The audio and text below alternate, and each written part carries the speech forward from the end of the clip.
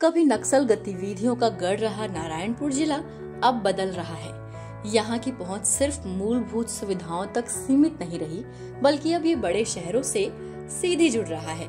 विकास की रफ्तार ने तेजी पकड़ ली है, क्योंकि कोंडागांव नारायणपुर गढ़चिरौली स्टेट हाईवे अब नेशनल हाईवे बन चुकी है, जिससे यहाँ के लोग सीधे नागपुर से जुड़ सकेंगे। तो आज सी पॉजिटिव की वीडियो में हम आपको बताएंगे छत्तीसगढ़ के इस नए नेशनल हाईवे के बारे में सब कुछ।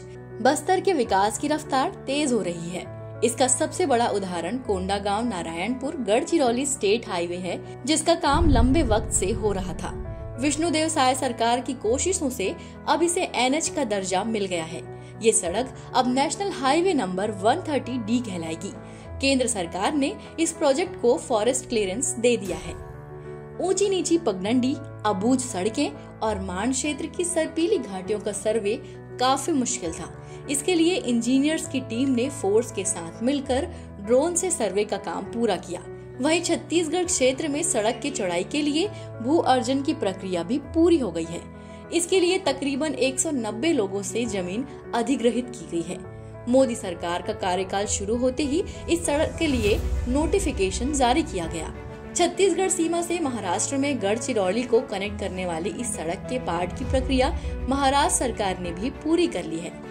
अब जानते हैं कैसा होगा NH 130D। National highway 130D की चौड़ाई घने जंगल पहाड़ों से गुजरते हुए भी 10 मीटर या उससे अधिक होगी। सड़क के पूरा बन जाने के बाद अबूझ मार्ग से गढ़चिरौली तक लोगों की यात्रा सरल और सुगम होगी। खास बात यह है कि नेशनल हाईवे 130D कोंडागांव से गढ़चिरौली महाराष्ट्र तक धूर नक्सल प्रभावित इलाके के बीच बनेगी। इसीलिए इसका काम कई चरणों में पूरा होगा।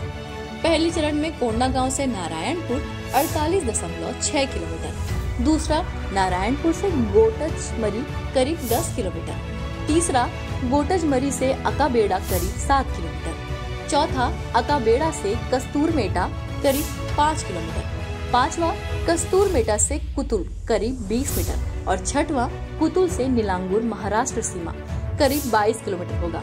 इनमें से ज्यादातर चरणों का टेंडर वर्क ऑर्डर जारी कर दिया गया है।